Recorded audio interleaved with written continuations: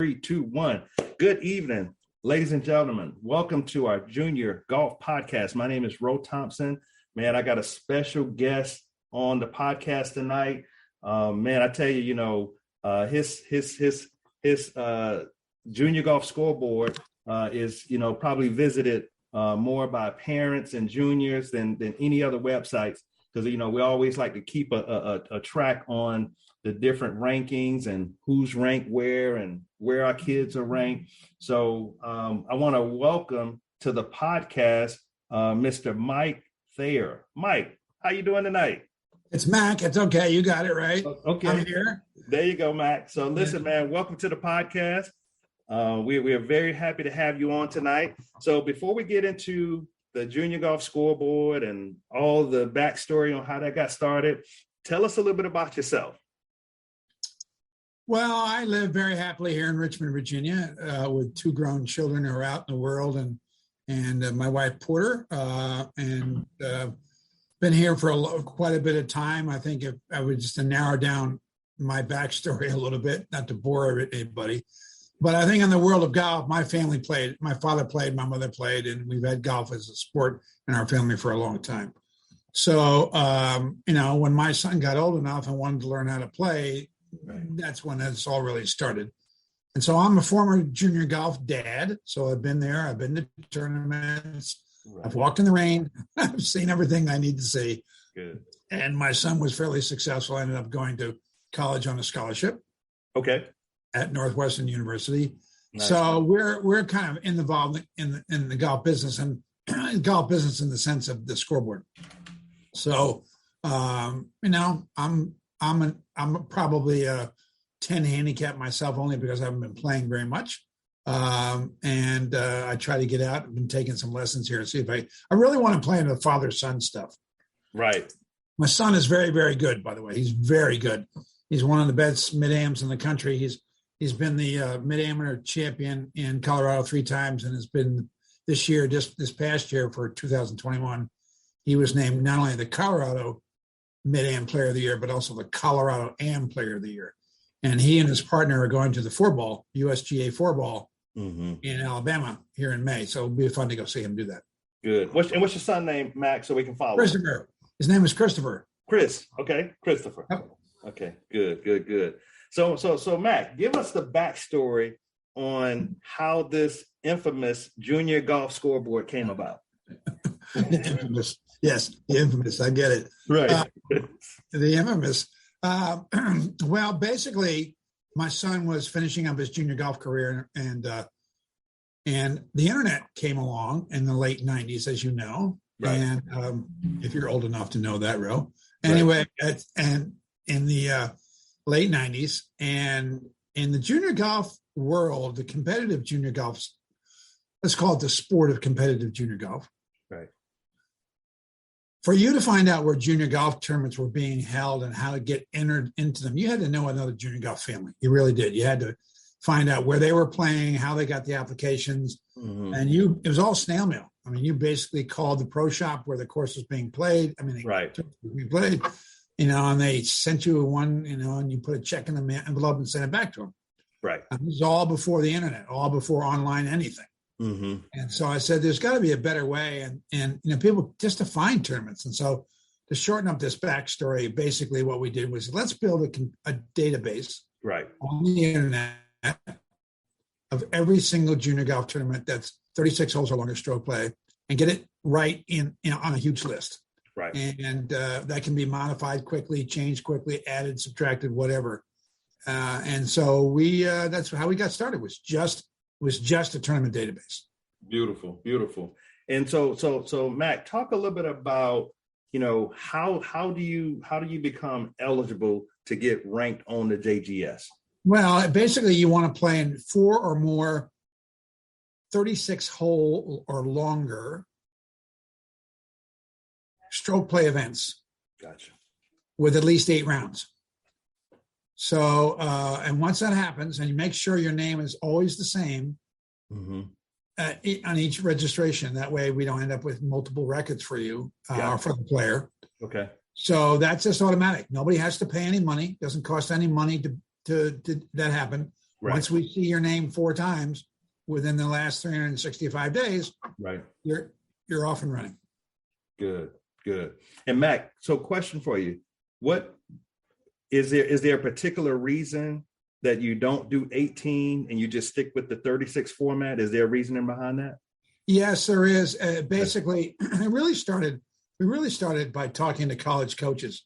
Okay. And what they wanted to see, both from the standpoint of what results they wanted to see and also how they thought the rankings ought to be kind of done. And so we started out, we said, listen, you get into all kinds of weird situations with 18-hole events. Right. So we figured, the parents and the players that are making the effort to get out there and play in the longer tournaments. And plus, it's more of a true test of a golfer with 36 holes. So that was our decision. Right. Now, in your opinion, Matt, what makes the Junior Golf Scoreboard one of the best ranking systems around? Well, that's a self-congratulatory question. Thank you very much. I didn't even put that question in the hopper. That was your. No, that was my question because I talked to a lot of junior golf dads, and from day one they said, "Ro, you got to follow the Junior Golf Scoreboard." So they made it known that was the best ranking system out. Well, I think basically what we're dealing with there, Ro, is our system is based upon getting the ball in the hole.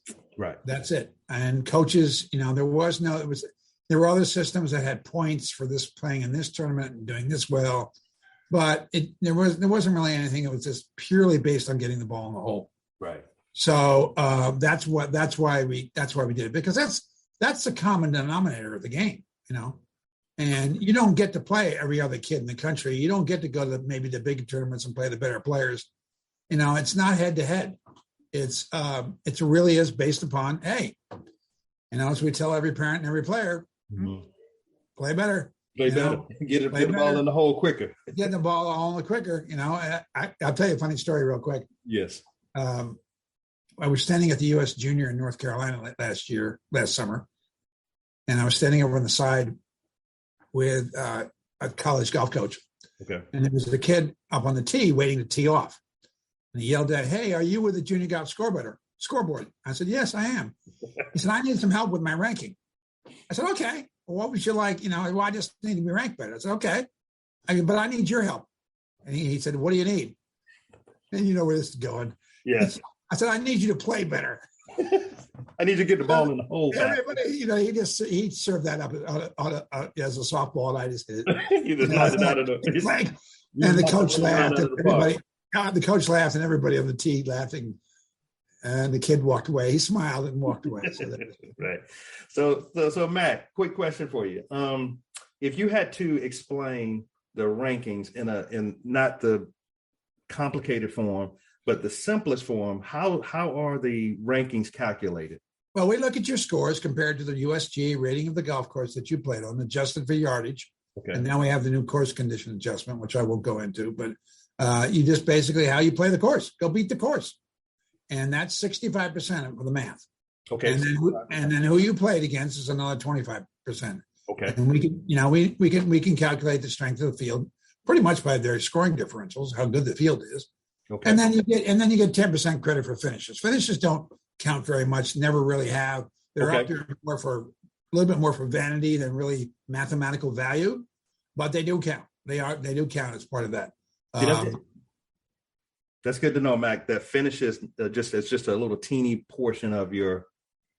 You can imagine trying to evaluate a first place finish versus in a field of 10 versus an 18th place finish in a field of 60. Gotcha. So we just didn't want to go down that road either. Okay, good. So Matt, I know there's a feature. I know you don't have to pay to be on the Junior Golf Scoreboard, but I know there's a membership to be able to search and look and the whole nine. How much is that membership, and what's all included in that membership? Well, one of the things we try to get people away from is using the word membership. Okay. Because you're not joining the scoreboard. That kind of intimates that you have to join to be ranked. And we try to stay away from that word. We call it subscriber. You want to Subscriber. Okay, good. subscribe to the rankings. It's $31.95 a year. Okay. And basically what it allows you to do is go ahead and search by graduation year and rank your player within the graduation year, which is really the way coaches recruit. They recruit by graduation year, and also allows you to click on a player's event number, and then you can see all the events that were counting for that player in the last 365 days, whether it be your child or somebody else. If you want to see what some other kids are playing in, you can click on their stuff. And then, you can rank by state, you can rank by area of the country, all different kinds of ways. That's good. That's good to know, Mac. And so Mac, if you could add any additional information to what we've already talked about tonight that parents may not know or juniors may not know about the Junior Golf Scoreboard, what would you want to add to tonight's podcast? I think we work very hard on the rest of the content on this site. There are a couple of things. Okay. First of all, yes, everybody's all over the rankings. I mean, most of our visits are people camping out on the rankings and doing that kind of stuff. Right. But take a little bit of that time and go practice your putting, please. Anyway, there are 90 articles on our scoreboard about the college recruiting process. Okay. Under being recruited. Right. There's the tournament search function where you can search by state, by month, by whatever, and look for tournaments to play in. Gotcha. And in fact, part of your ranking subscription is a calendar, the old famous refrigerator door calendar that you can make up. Okay. When you have that, you go and you sign into the rankings. Then when you go to the tournament database, you can click on a tournament, and that's what you want to add to your calendar, and it puts it on your calendar automatically with the deadline. That's good. So you can build a whole competition calendar on the website. Another thing we have is a little feature called Player Live Scoring, which is $25 a year. Basically, it enables your cell phone to keep track of your kid as you walk along, keep their score on the phone, and then people back home can pull it up and watch and see how your son or daughter is playing. If you can't be there or grandma can't be there, they can see. It's only for one player. It's only for an individual player. Okay. Now, a lot of tournaments have live scoring already, but many don't. And so right. This is a great way for a parent to stay engaged, walking alongside the fairway, putting a score in after every hole, and boom, that scorecard shows up on other people's phones and computers. That's really good, Matt. I'm glad you're sharing this, because we've been subscribers for about the last 2 years, and I didn't really know about all of the features that you're talking about. And one other thing too, Matt, y'all have a part of the site that's associated with the Junior Golf Hub, right? No, we don't work with the Junior Golf Hub. Y'all don't work with that. It was okay. I thought it was somebody. We do the same thing. We've been around a lot longer, of course, but we have a section of our site which is a resume database. Okay. So you can create a resume on our site. It's $195 a year. You can create a resume on our site. It highlights your name in green in the rankings. It highlights your name in green. It just makes your contact information instantly available to a coach who may want to start following you and tracking you. A Junior Golf Hub does the same thing. They have their own resume style, their own resume design, but they don't do anything else besides that, basically. Right. All right. And Mac, how can our listeners and our followers follow you on social media? Instagram. We're on Instagram, and of course that's linked to Facebook. So we're on Facebook and Instagram. We're not constantly posting like some organizations are. We're not running tournaments, for instance. We don't run any tournaments, so we don't have tournament results to put up there. But we do post the most current winners of tournaments on Instagram, so they can see their names. Sometimes I'll do a video on there. Sometimes we'll post something interesting that's happened here in the office. But we are on Instagram and Facebook. Okay, Instagram and Facebook. Okay, that's good.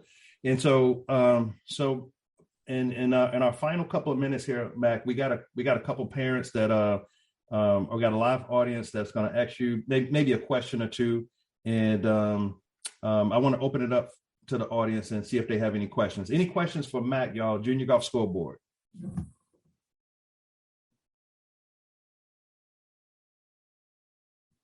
You may have answered everybody's questions, Mac.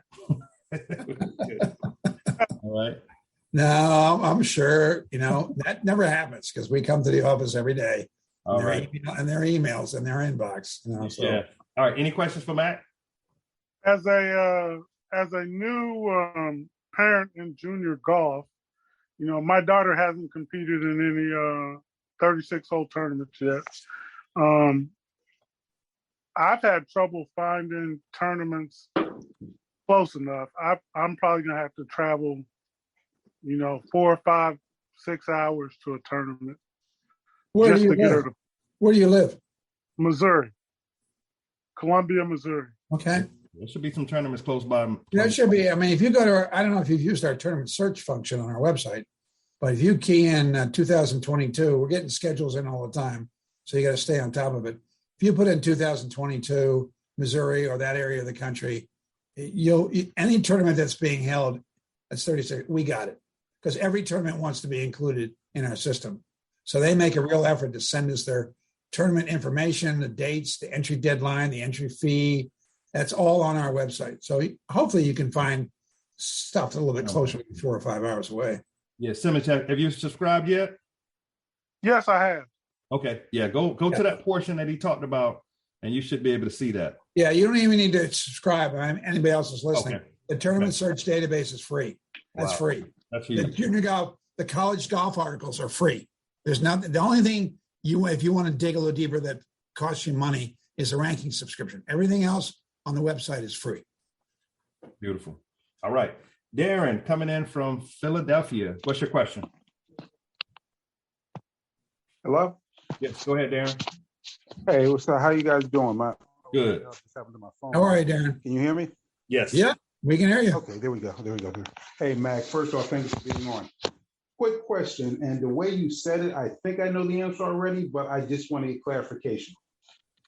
So in order to get ranked, you need 4 eligible tournaments. Eligible, I know 5 or more in each class, at least 36 holes.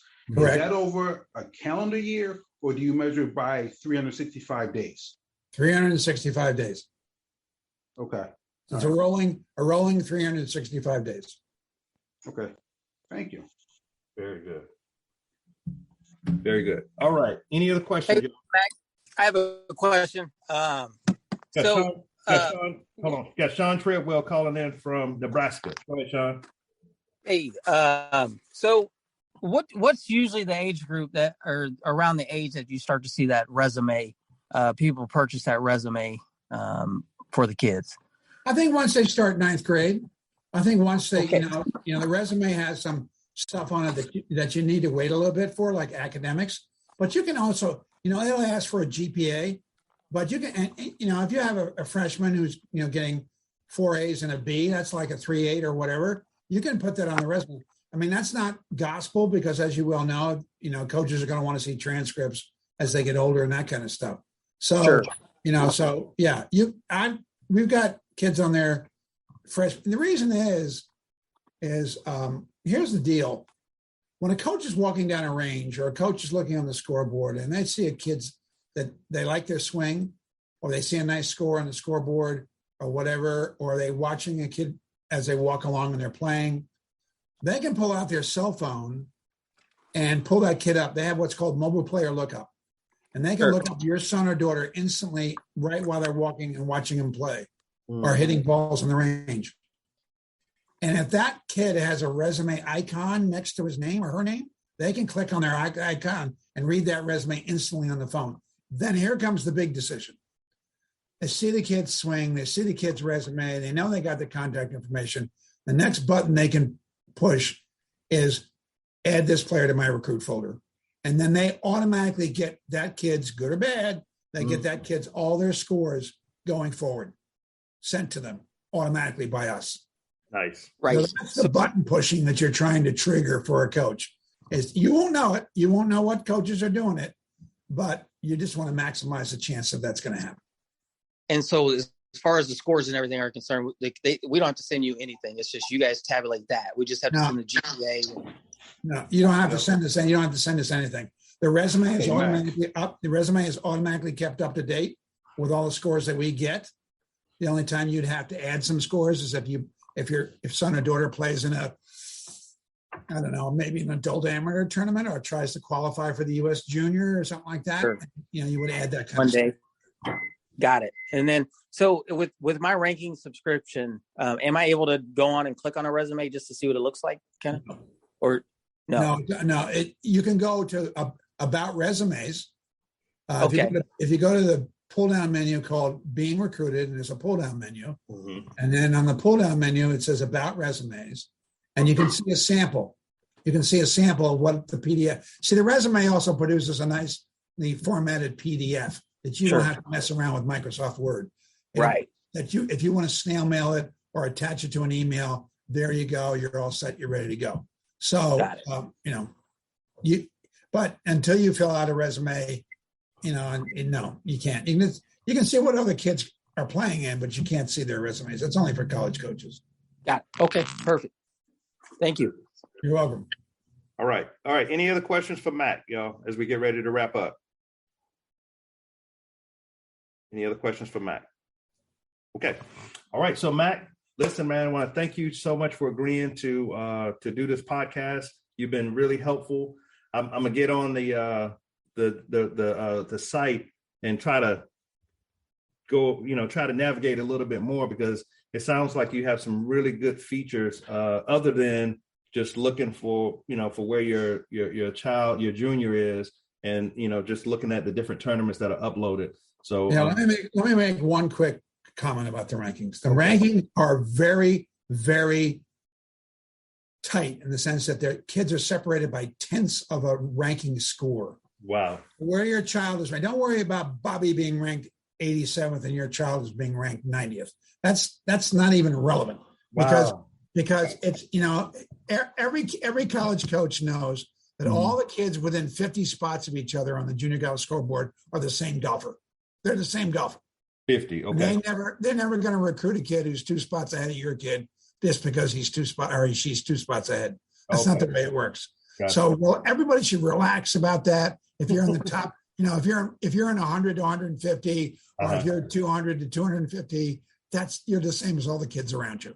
Oh, wow. That's good to know, Matt. Because just by looking at it, you would think there's a big difference in 200 and 100. That might be a little bit of a difference, but it's the kids that are ranked 100 are pretty darn good. The kids are ranked. You look at a class ranking. The kids who are ranked 200 in their class, the older kids at least, all have negative scoring differentials. Gotcha. They can all play. They can play. They can flat out play. Right. They can flat out play. So Mac, so basically what you're saying that there is basically a statistically insignificant difference within 50 spaces of each other. But once you get past 50, you start to get a little spread. Okay. You start to get a little spread. It just everybody just needs to be kind of like, the kids will hang out on the rankings and they'll drop 2 places, or they'll go up 2 places or whatever. Right. That might have nothing to do with their golf. Right. That may be other kids adding good tournaments, dropping old scores. So everybody needs to, just figure out the range that you're in and try to move up to the next range by playing. And of course, play better. Play better. Get the ball in the hole. Get the ball in the hole. Right. One thing I like to say is, hey. Yeah. I told my son this when he was, trying to get more noticed. I said, you got to let your clubs do the talking. Right. Let your clubs do the talking, and everything else will take care of itself. There you go. All right, I have one more quick question, and I'm sorry I got on late. You may have covered this, but I have a junior who's 11, and it was 11 when we started in junior golf scoreboard. Now he's 12. He was at the younger age of some 11 to 13 tournaments, longer distances. How concerned would you even be about having a high differential when or you feel they're going to go out and be more in their yardage and shoot better scores going in? Like, he's in 7,000 of the ranking. Is there, No. So there you go. Don't pay attention to the overall. You want to do class rank. Where is he ranked in his class? About 224. Okay. All right. So there you go. He's 224 in his class. and he's 7 differential. He's got a lot of improvement to do. Well, he's almost 11 differential. He's inside of 11. So I know that's going to come down this year. Yeah. If he goes from 11 to 6, which is fairly easy to do in golf, 11 to 6, slide your finger up the rankings until you see the kids with 6s. Yeah, right. And that was my goal is by the end of this year to be 6'5". I know it's probably a little lofty, but yeah, that's kind of where we were. Biggest thing how old is he now? He's 12. He turned 12 at the end of August. Keep it fun. Yeah. Just keep it All fun. right. Keep it fun. Yeah. Right. It's hard when you want them to climb so fast, Mac. It's just hard. It's hard. He's up there, golf dads. He's up. Just chill out. Chill out. Everybody needs to chill out. Okay. I'll give you one statistic. Okay. Easy thing to practice anywhere. If your child is not going around the course with 31 or less putts per round, that's the issue. Buddy. Hey, Mac, that's a good message though for the parents that's listening to the podcast is chill out. No, seriously, it is because we're not going to listen, Mac. Listen, I was a golf dad. I know what chilling out means. Okay, one college coach described my son as the kid with the dad. My reputation, the kid with the dad. That's probably most of us. So there you go. Hey, Mac. Well, listen, it's been really good, Mac. Hopefully we can get you back on in the future to talk about, anything that you forgot to mention that the junior parents need to know, man. So we want to thank you for being on. And our telephone number is on the website. Make sure you call us if you have any questions. My email is MacT as in Tom at juniorgolfscoreboard.com. So send us an email if you want. We do it all the time. We talk all the time. Right. So we're glad to hear from you. Yeah, I had to call in recently just to get the tours in South Carolina. I think I talked to your office manager. She had to send an email out to the GSA tour in Upper State Greenville and a couple other places, but we got everything taken care of. Good. All right. Thank you, Mac.